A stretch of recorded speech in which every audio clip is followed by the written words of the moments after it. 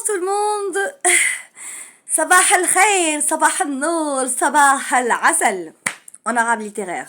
Ça veut dire bonjour de manière très poétique.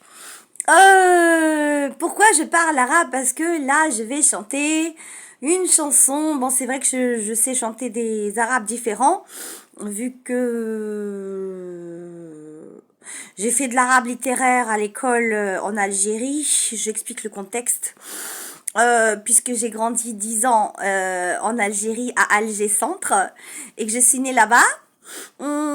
Et donc, mais j'ai pas un grand niveau en arabe littéraire, hein. Je veux dire, j'ai fait le primaire, je sais juste le minimum, mais je sais chanter des arabes, des chansons en arabe littéraire qui sont très belles, très poétiques, et je sais aussi chanter quelques chansons d'une grande star, Mohamed Abdo, la plus grande star et très poète que j'admire, de l'Arabie Saoudite, qui touche l'Arabie Saoudite, le Qatar et tout ce qui est Dubaï, etc., du Moyen-Orient.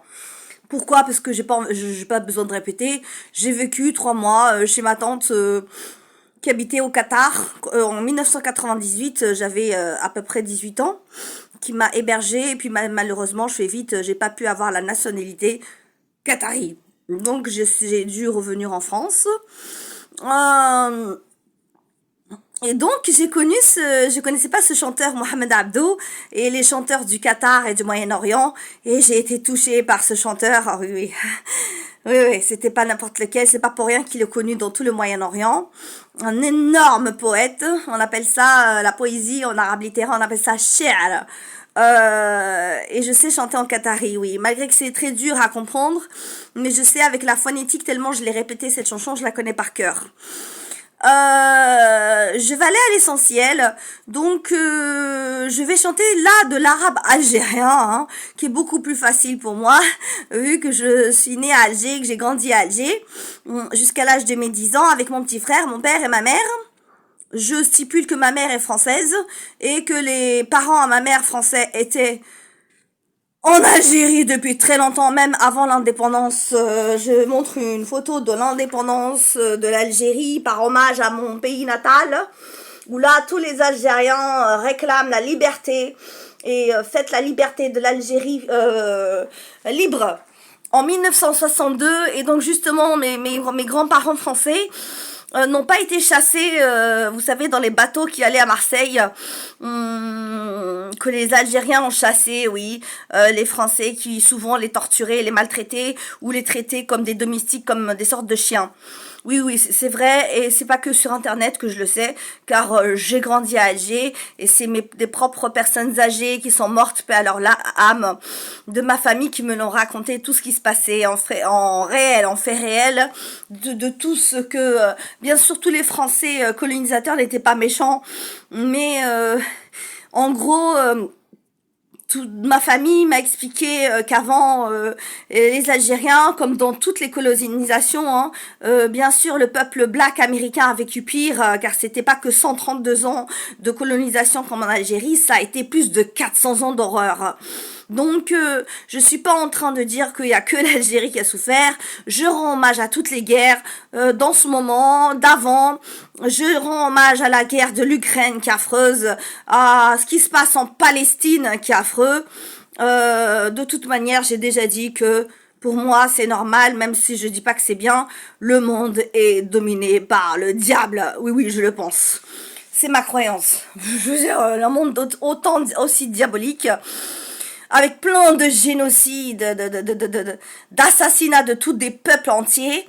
N'en parlons pas du peuple de Gandhi, indien, qui a été colonisé aussi. Je rends hommage au peuple de Gandhi, qui a été colonisé par les Anglais.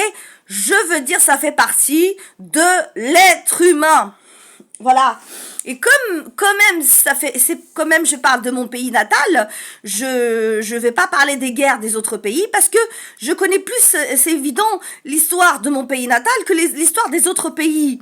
Que ce soit par le témoignage de ma famille, et je rappelle que mes grands-parents français qui étaient en Algérie avant 1962 ont fait la guerre, oui, pas ma grand-mère, hein, mon grand-père français a fait la guerre, je l'ai vu en photo avec la carabine, une mitraillette, oui, dans les maquis. Les maquis, c'était les montagnes, en fait, où se cachaient les combattants algériens pour avoir le dessus sur les soldats français, qui souvent les torturaient. Oui, oui, c'était surtout ça qui était l'horreur. C'était pas juste de la guerre normale. C'était que je vais montrer des photos où c'était atroce ce qui s'est passé. Pour moi, ça m'a vraiment révolté au niveau de la justice du tribunal de maintenant et pas avant. Voici le général Ossarès.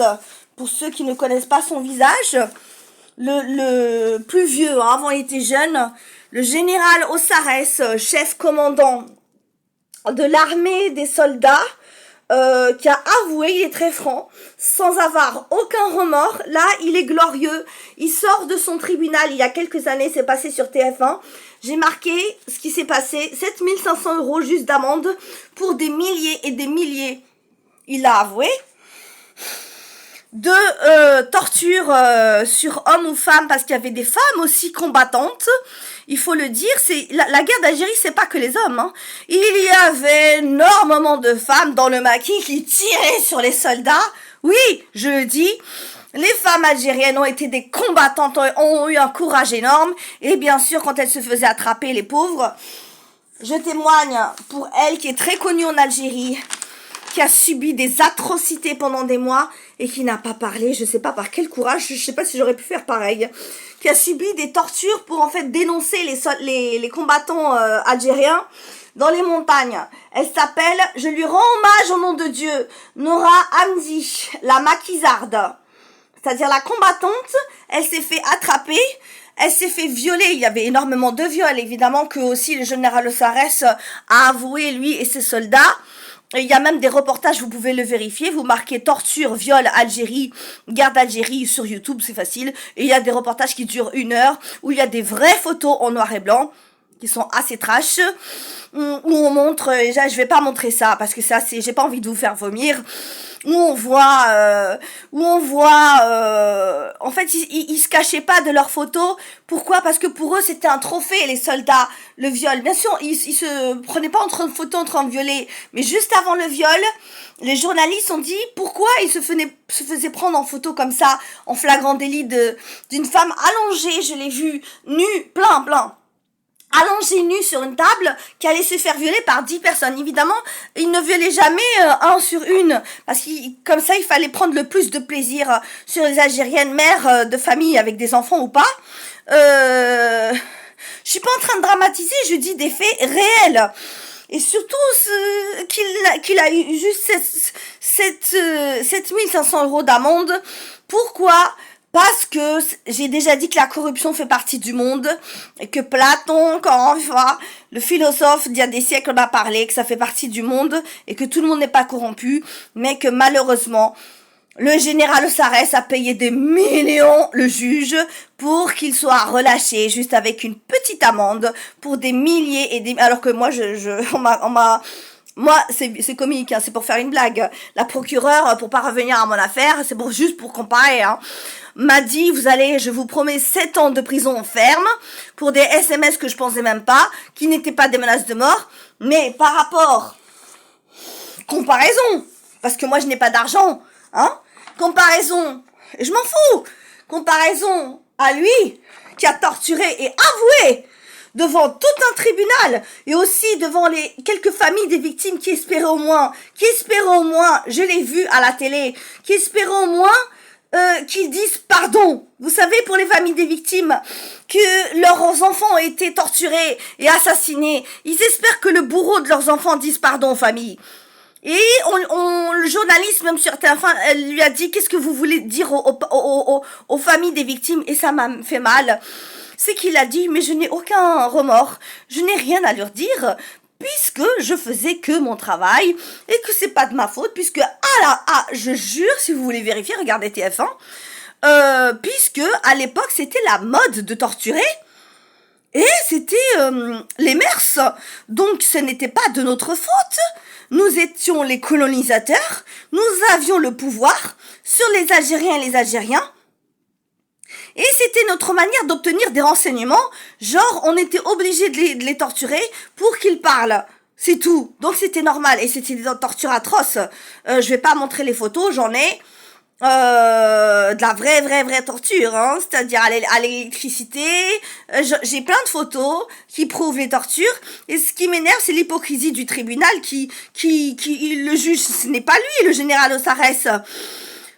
Le juge le sait très bien, c'est dans tous les réseaux sociaux d'internet, les photos des tortures, où il ne s'agit pas de crimes de guerre.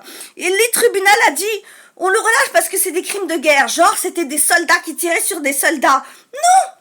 Est-ce que cette photo, c'est des soldats contre des soldats? Il y a là 2 soldats français. Je n'ai rien contre les Français, ma mère est française, de Chambéry, Haute-Savoie, et je remercie la France de m'avoir autant aidé, la France moderne maintenant, avec toutes ces associations, les Restos du Cœur, etc., avec les éducateurs, et je m'en serais jamais sortie sans la France. Mais je parle des Français tortionnaires, je ne suis pas raciste contre les Français.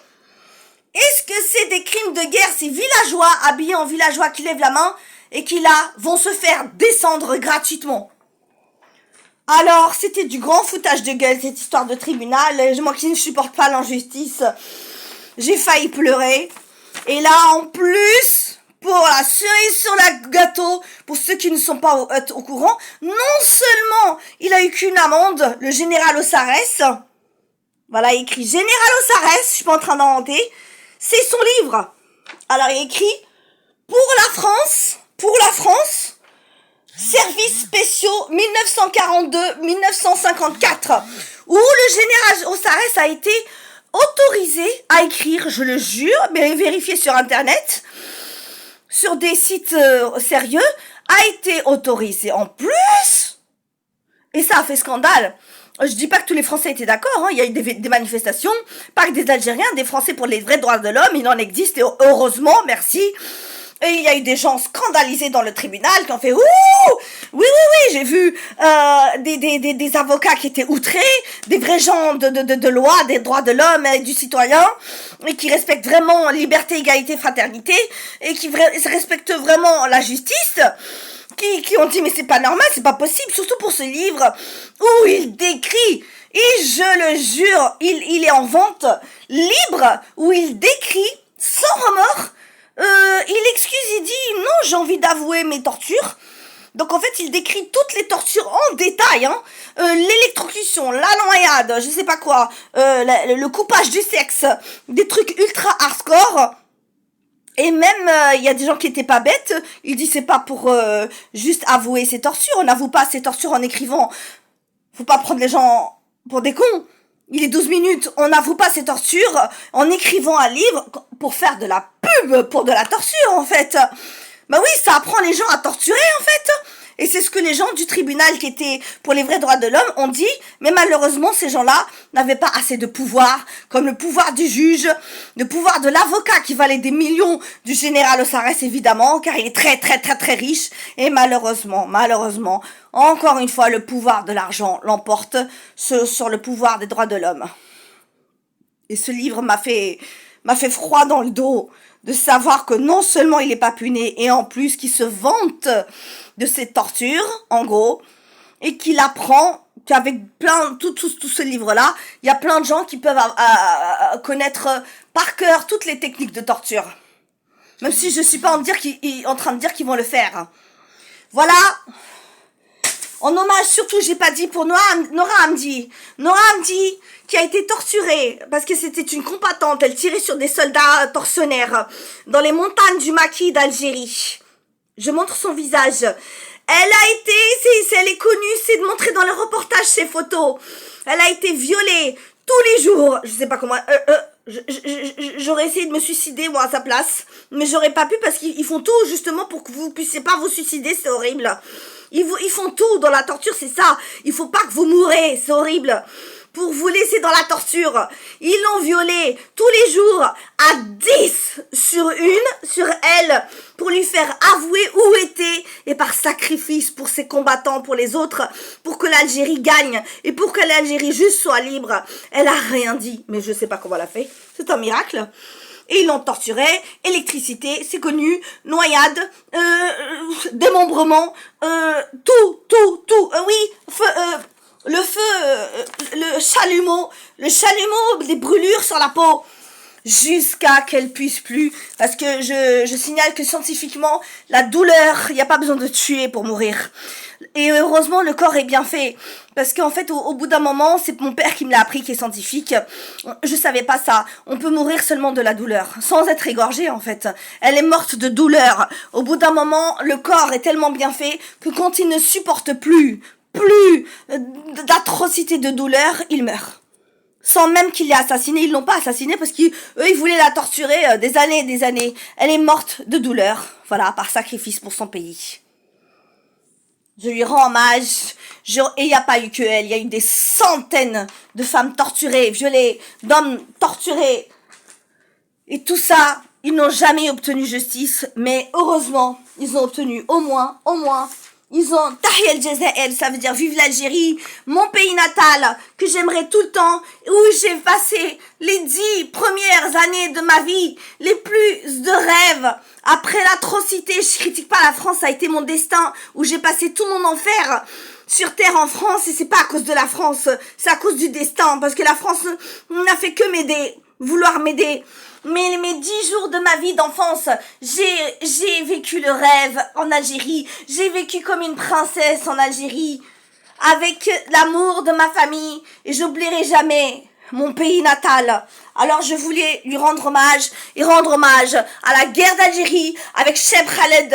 Pas n'importe quel chanteur qui a commencé pauvre, qui a commencé de rien. Et je voulais rendre hommage au fait que le talent ne s'achète pas à la Star Academy de merde. Oui, où on fait que chantonner et on devient une pseudo-star commerciale. Je dis ce que je pense. Une pseudo-star commerciale qui fait 3 mois de succès et qui s'en va. Juste pour du fric. Non! Cheb Khaled n'a pas été pistonné pour la Star Academy. Il a commencé dans la misère, dans les petits cabarets à chanter. Et maintenant, c'est une grande star. Grâce à sa voix, et pas qu'à sa voix, à tout ce qu'il a ressenti comme souffrance, à tout ce qu'il a ressenti dans son âme. Et tout le monde l'a ressenti. Parce qu'un véritable chanteur, un véritable artiste, ce n'est pas que la voix. On peut avoir une terrible voix et que les gens ne ressentent rien quand vous chantez. Voilà! Lui, c'était non seulement sa voix extraordinaire, et en plus, toutes ces émotions extraordinaires qu'il ressentait, et qu'il faisait ressentir à son public, qu'il a mis le feu à l'Algérie, et après qu'il a mis le feu partout dans le monde, où il est connu, je lui rends hommage, Cheb Khaled, que j'adore, mon meilleur chanteur algérien, où il est connu en Amérique, où il est connu partout, en Angleterre. C'est pas une question d'argent, c'est une question de talent. Jusqu'où peut aller le talent de quelqu'un qui commence de rien, où il n'a rien à manger, où il devient une énorme star, rien qu'à cause de sa voix et de ses émotions.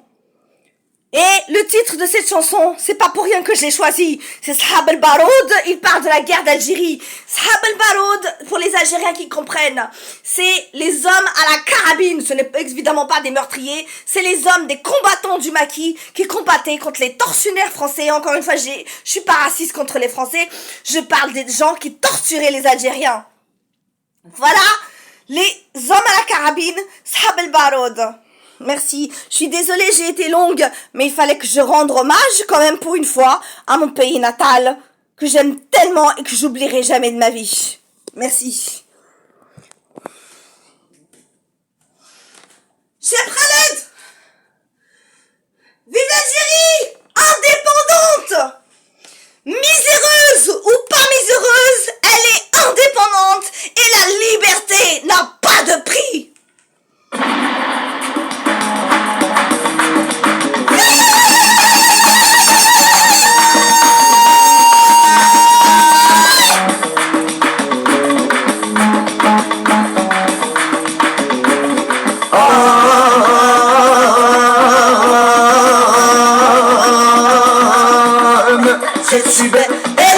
ما جاتش بالي ما جاتش بالي يا تغضب لي غزالي غزالي ما جاتش بالي ما جاتش بالي ما جاتش بالي يا تغضب لي غزالي غزالي صحاب البارود صحاب البارود صحاب البارود والكرابينة صحاب البارود صحاب البارود صحاب البارود والكرابينة يا جيراني يا جيراني يا ملحد بالك يا داوي حالي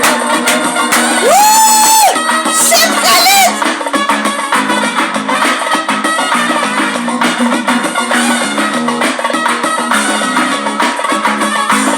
ولي بختي algérien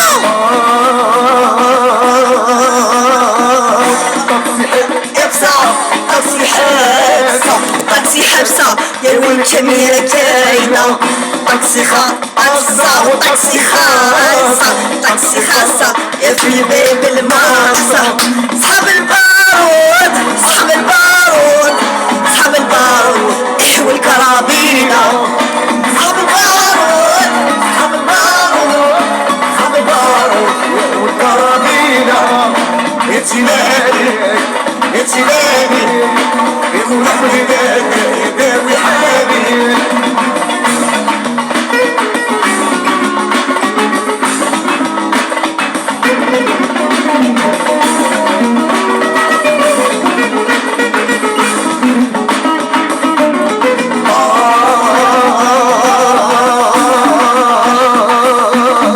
رايحة للباريس رايحة للباريس رايحة للباريس لا باسبور لا دوفيز جاية من باريس جاية من باريس جاية من باريس سيبو سيباني صحاب البارود صحاب البارود صحاب البارود والكرابينة صحاب البارود صحاب البارود صحاب البارود والكرابينة يا تلالي يا تلالي يا ملحد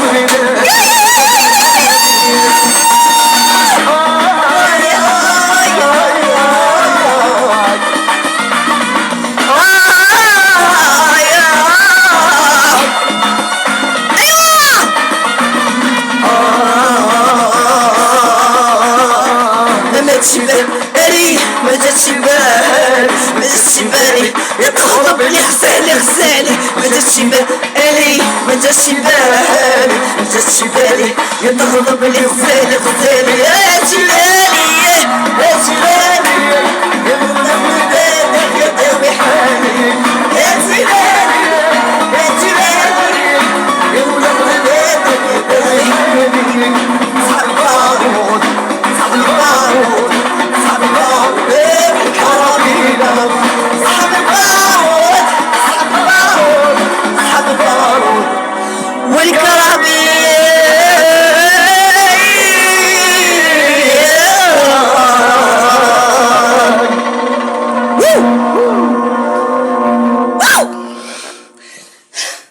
Oh putain, il m'a tué. Eh ben, il était dur à chanter sur lui. Ça, sa voix, terrible.